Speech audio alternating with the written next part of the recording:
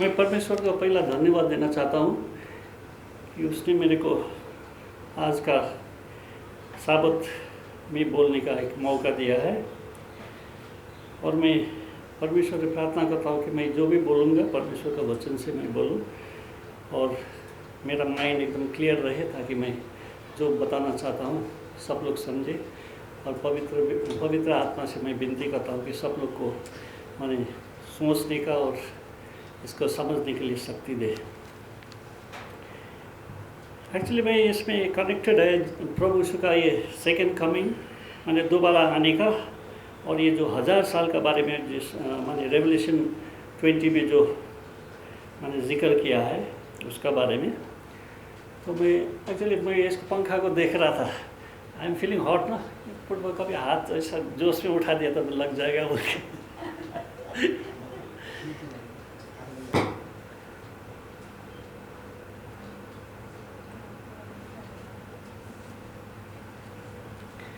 तो ये जॉन 11:25 में ये लाजरस का बारे में जो था, तो इसमें यहाँ पे जो प्रभु यीशु 4 दिन का बाद लेट हो गया आने में, लेकिन उसका परमेश्वर का ही प्लान था। तो लाजरस तो मर गया, उसको बुलाया था, और 4 दिन का बाद जब प्रभु पहुंचा तो ये मार्था जो है लाजरस का बड़ा बहन, वो प्रभु का पास जाता है और प्रभु से बोला कि प्रभु आपने बहुत देर कर दिया, जब आप जल्दी आता तो मेरा भाई बच जाता बोल के बोला। तो प्रभु ने उसको मैंने बताया कि प्रभु ने बोला कि मैं हूँ जो रेजरेक्शन माने जी उठाने का शक्ति परमेश्वर का पास ही है। और प्रभु यीशु भी खुद अपने आप करके दिखाया और उसने बताया I am the resurrection and the life. ये जो नहीं मरने का जो है ना, वो परमेश्वर का पास खाली शक्ति है। मैंने लास्ट टाइम भी बताया था परमेश्वर बहुत कुछ नहीं कर सकता है, परमेश्वर कभी बदल नहीं सकता है, परमेश्वर कभी झूठ नहीं बोल सकता, और परमेश्वर कभी नहीं मर सकता, और परमेश्वर कभी उनका जो आज्ञा जो है ना उसको बदल नहीं सकता, और परमेश्वर माने जोर जबरदस्ती किसी को स्वर्ग नहीं ले जा सकता है। तो जब ये बोलने के बाद में तो उसने प्रभु यीशु ने उसको लाजरस को माने उसको फिर जिंदा कर दिया। ये एक माने काफ़ी बड़ा, ये एक बहुत बड़ा ये जो चमत्कार परमेश्वर ने किया, क्योंकि 4 दिन के बाद तो लगभग आदमी का शरीर माने डिकम्पोज होने को माने पूरा माने बदबू आने लग जाता है, तभी भी परमेश्वर ने उसको जिंदा कर दिया। और रेवलेशन जॉन 5:28 और 29, सिस्टर आप थोड़ा पढ़ दिए हिंदी में, मेरा तो इंग्लिश में है।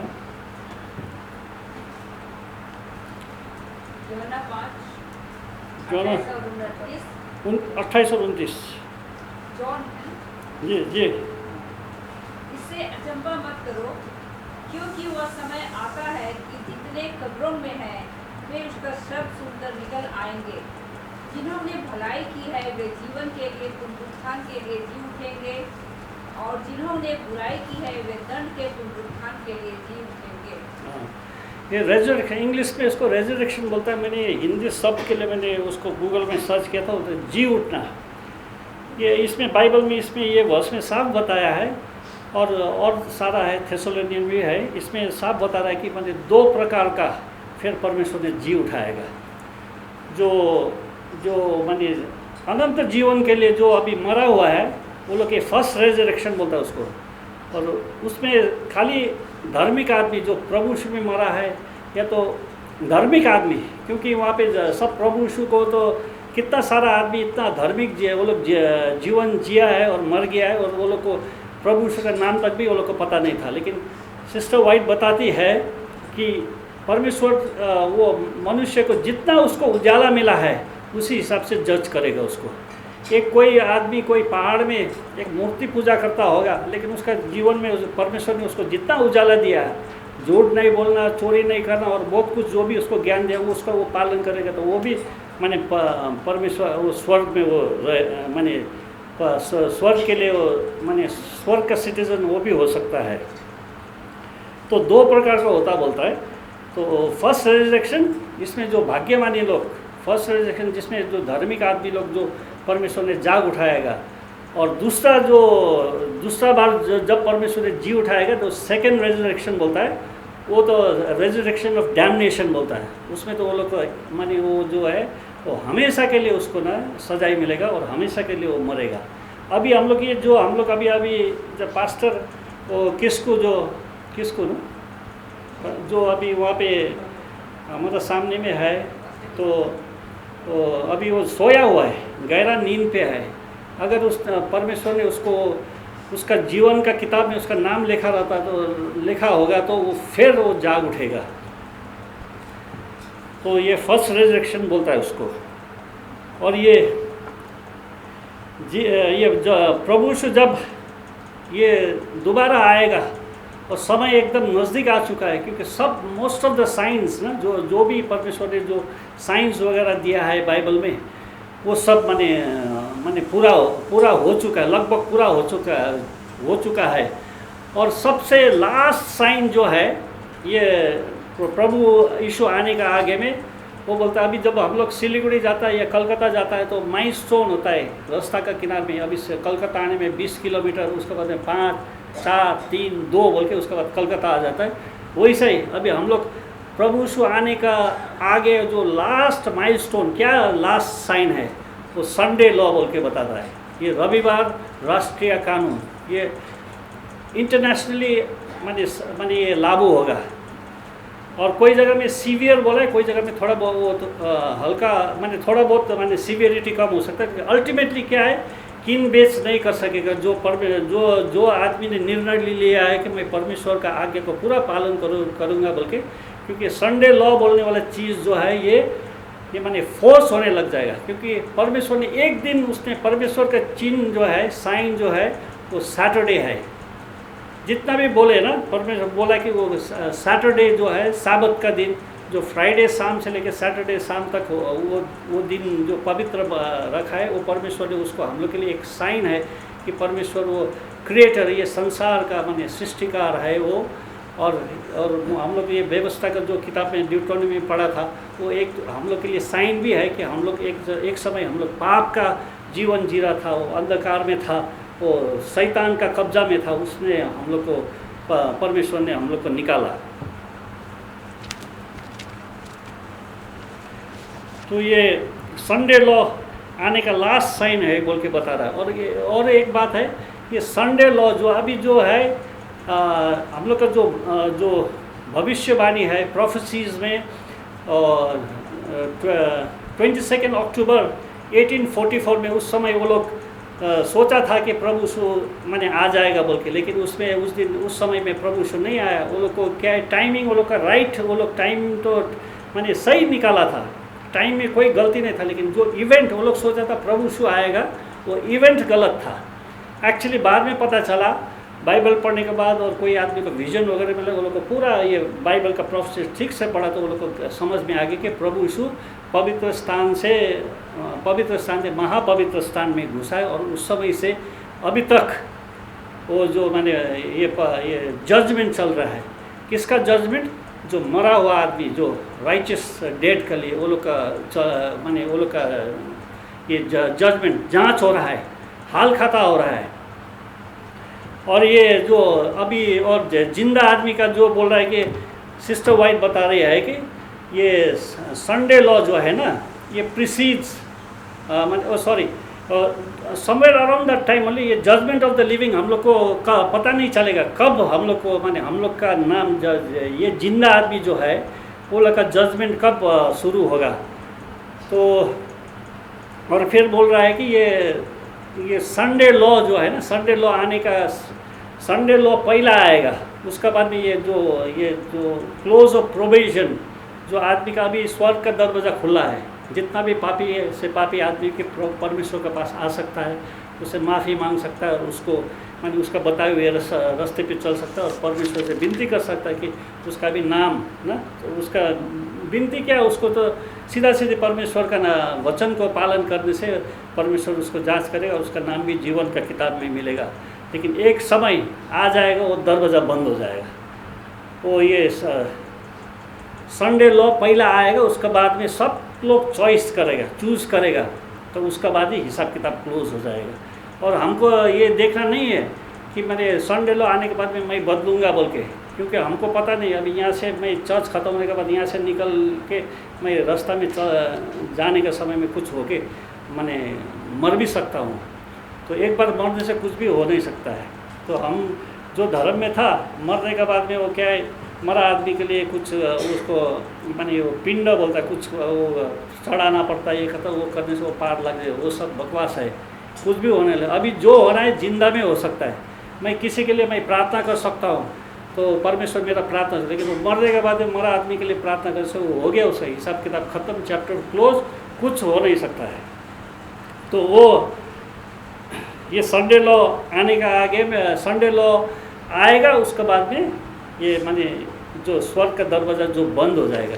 जैसा नोआ का समय में जब नोआ वो जो नौका का अंदर में चला गया, हाँ आर्क का अंदर में चला गया, उसके बाद में जब एंजल्स ने एनिमल्स और ये उसका परिवार अंदर जाने के बाद में एंजल दरवाज़ा बंद करने के बाद में 7 दिन तक बारिश नहीं आया।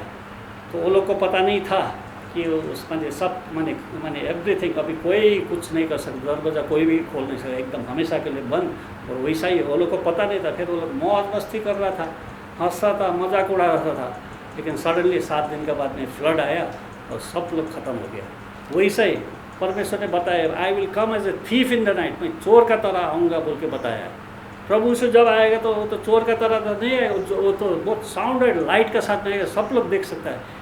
चोर का तरह आऊँगा बोला तो यही है, जब स्वर्ग का दरवाज़ा बंद हो जाएगा ना, हमको पता नहीं चलेगा कि मैंने हमारा नाम उसमें जीवन का किताब में है या तो मेरे को माने अनंत विनाश का किताब में है।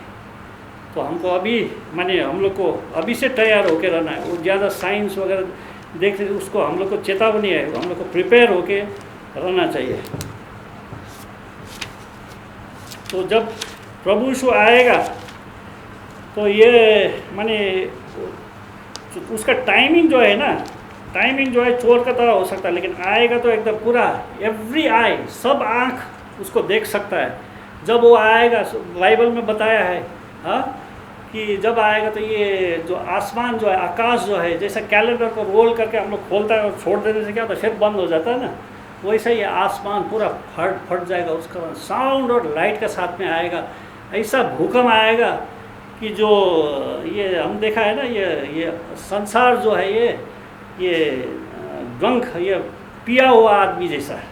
हम देखा है कभी कभी देखा, वो वहाँ पे देखता है पिया हुआ आदमी को, वो खड़ा हो नहीं सकता, ऐसा ऐसा करके हो जाता है, अभी गिर भी जाता है। तो संसार वैसा वो टाइप से हिलेगा बोलता है। तो कैसा वो चोर जैसा नहीं आएगा उस समय में, पूरा साउंड और लाइट का साथ में आएगा, पूरा हिला देगा हाँ। और बताता है कि सब आँख देखेगा। और उस समय में, उस समय जब प्रभु यीशु आएगा तो उसने वो सब, ये सेकंड कमिंग के बारे में है। वो जब आएगा तो उस आवाज़ से वो बोलेगा, जो लोग माने मिट्टी में सोए उसको जाग उठाएगा, माने जिसका नाम जीवन का किताब में लिखा है। और जो लोग माने जो प्रभु में मरा है या तो धार्मिक आदमी लोग जो है वो जाग उठेगा और वो लोग का बदन इमीडिएटली चेंज हो जाएगा। माने आँख ऐसा बंद कर इतना फास्ट। और यहाँ पे जो कोई भी धार्मिक आदमी लोग है जो परमेश्वर का आने का वो प्रिपेयर करके बैठा है, वो लोग को साथ ही साथ उठा के ले जाएगा। और बाकी पापी आदमी लोग जो है ना, वो लोग परमेश्वर का, वो लोग तो डरेगा। और जो लोग रेडी होके बैठा है बोलेगा कि यही परमेश्वर है, हम लोग इसी का, ये परमेश्वर के लिए हम लोग इंतज़ार करके बैठा है बोल के बोलेगा, वो लोग को साथ ही साथ परमेश्वर ने ऊपर ले जाएगा। और पापी लोग तो डर के, जब प्रभु यीशु आएगा डर के भाग के, वो लोग को पत्थर से वो कुचला देने के लिए वो मंजूर है, लेकिन उसको वो प्रभु को माने परमेश्वर को फेस नहीं कर सकेगा बोल के बताता। और प्रभु ये संसार में जो धार्मिक आदमी लोग को है, मरा और जिंदा को सबको ले जाएगा और ये जगह एकदम सुनसान हो जाएगा और यहाँ पे कुछ भी नहीं होगा, एकदम अंधकार। जैसा वो जेरूसलम का बारे में उसने भविष्यवाणी दिया परमेश्वर ने कि एक पत्थर वो उसका चेला लोग बोला था कितना सुंदर मंदिर है बोल के बहुत तारीफ कर रहा था परमेश्वर में। मैं ये तुम लोग को बताता हूँ कि एक दिन ये माने एक पत्थर दूसरा वो पत्थर का ऊपर नहीं रहेगा बोल के उसने जो भविष्य ने किया हम लोग के अंत के बारे में भी बता रहा था। और एग्जैक्टली वैसा ही हुआ। जब ये जब रोमन सोल्जर्स लोग आ गया वो टाइटस ने बताया था कि वो मंदिर को थोड़ा बचाने के लिए किसी ने माने कुछ जोश में एक टॉर्च आग का वो फेंक दिया, मंदिर एकदम आग लगने लग गया। और उसके बाद में जो सोना जो पिघला हुआ था ना वो पत्थर का बीच में चला गया था। और पत्थर वो सोना का लालच में सब ये लोग पत्थर उठा के वो बड़ा पत्थर उठा के सोना लेने का चक्कर में था। और जस प्रभु यीशु का भविष्यवाणी जो था एक पत्थर दूसरा ऊपर में नहीं रहेगा बोला था, वैसा एग्जैक्टली हुआ। और ये संसार का भी वही हाल होने वाला है।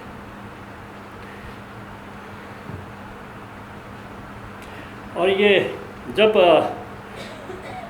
ये परमेश्वर फिर उस समय से क्या होगा वो रेवलेशन 20 में उसमें पूरा लिखा हुआ है 1 से 3 और 7 में आप पढ़ सकते हैं सिस्टर। रेवलेशन 20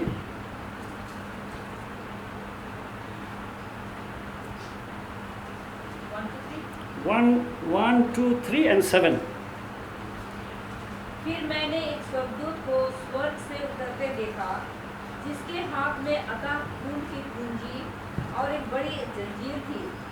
उसने उस अजगर अर्थात पुराने सांप को जो इब्लीस और शैतान है पकड़ के 1000 वर्ष के लिए बांध दिया और उसे अथाह कुंड में डालकर बंद कर दिया और उस पर मुहर लगा दी कि वह 1000 वर्ष के पूरे होने तक जाति जाति के लोगों को फिर ना भरमाए।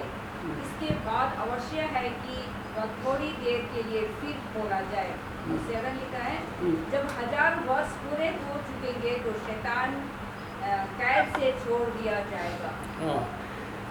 जब प्रभु यीशु आज आने के बाद सेकंड कमिंग जब वो होगा तो ये जो धार्मिक आदमी लोग को स्वर्ग ले जाएगा परमेश्वर। और ये संसार जो है ना एकदम अंधकार, यहाँ पे कोई नहीं, मरा आदमी जहाँ आता पड़ा होगा उसको दफनाने वाला कोई नहीं होगा। और इस समय में ये 1000 साल जो है ना ये शुरू हो जाता है। तो ये इस समय में ये शैतान जो है, शैतान को चैन से शैतान को तो बांध नहीं सकता है, लेकिन इसको क्या है यहाँ ये जो संसार जो है अंधकार ये उसके लिए एक प्रिजन हाउस जैसा, जेल खाना जैसा हो जाएगा। और ये बाहर कोई दूसरा जगह भी जा नहीं सकता, यहीं पे कैद होकर बैठेगा, उसको चैन से बांधा जैसा। वो 1000 साल यहाँ पे रहेगा और उसको माने उसको किसी को ठगा नहीं सकता, उसका काम उसको कुछ काम ही नहीं कर सकता है, क्योंकि उसका साथ में तो उसका वो जो फॉलन एंजल्स उसका चेला लोग है वो ही रहेगा। और मनुष्य को ठगाने का ये करने का उसका माने उसका काम एकदम टोटल बंद हो जाएगा। उसको 1000 साल तक अपना काम एकदम सोच के हिस्सा करके उसको 1000 साल तक वो सोचेगा कि उसको माने रिव्यू कर सकता है अपना लाइफ को। हाँ वो इधर में ऐसा एक माने जेल खाने में बंद किया जैसा होगा। और ये जो धार्मिक आदमी लोग जो स्वर्ग में लेके परमेश्वर जब जाएगा वो 1000 साल वहाँ पे वो ये माने ये उसका संत जो है वो लोग वहाँ पे जाके वहाँ पे एक जजमेंट में बैठेगा, वो लोग जज करेगा वहाँ पे जाके। इवन परमेश्वर ने भी ठीक है, परमेश्वर को भी वो लोग जज करेंगे कि परमेश्वर ने जो कुछ किया है, जो लोग आया स्वर्ग में शामिल हुआ, जो लोग नहीं हुआ, उसको पूरा चेक करने के लिए मिलेगा। और बोलता है कि स्वर्ग में 3 किस्म का सरप्राइजेस होगा, बोलता है माने सरप्राइज, आश्चर्य ना, व्हाट डू यू से, सरप्राइजेस। फर्स्ट ऑफ ऑल तो एक फर्स्ट सरप्राइज जो है, अरे मैं यहाँ हूँ, मैंने परमेश्वर ने मेरे को ये 60-70 साल जीने के लिए, मैंने धार्मिक जीवन जीने के लिए बोला था, उसका वचन में चलिए इतना करने के लिए मेरे को इतना सारा दिया है, वो मैंने वो सोच भी नहीं सकता है। और फिर वो देखेगा कि फिर वहाँ पे दूसरा सरप्राइज जो है वो माने ये आदमी तो बहुत पीता था, ये तो बहुत माने बदमाश आदमी, ये स्वर्ग में कैसा आया बोल के देखेगा। तो फिर उसको किताब में वो लोग खोल के देखेगा, एक समय में इसने ऐसा किया था, लेकिन उसने प्रभु का जब वचन सुना उसको समझ में आया, उसने ये पाप का ज़िंदगी छोड़ के उसने एक शुद्ध जीवन दिया, इसके लिए उसका पाप सब क्षमा करके इसका नाम जीवन का किताब में लिखा है बोल के बोलेगा, ओह ऐसा बात है। फिर थर्ड सरप्राइज जो है देखेगा, अरे वो एक धार्मिक आदमी था, सब समय बाइबल लेके चलता था, और ये साबत का समय में भी एकदम रेगुलर आता था।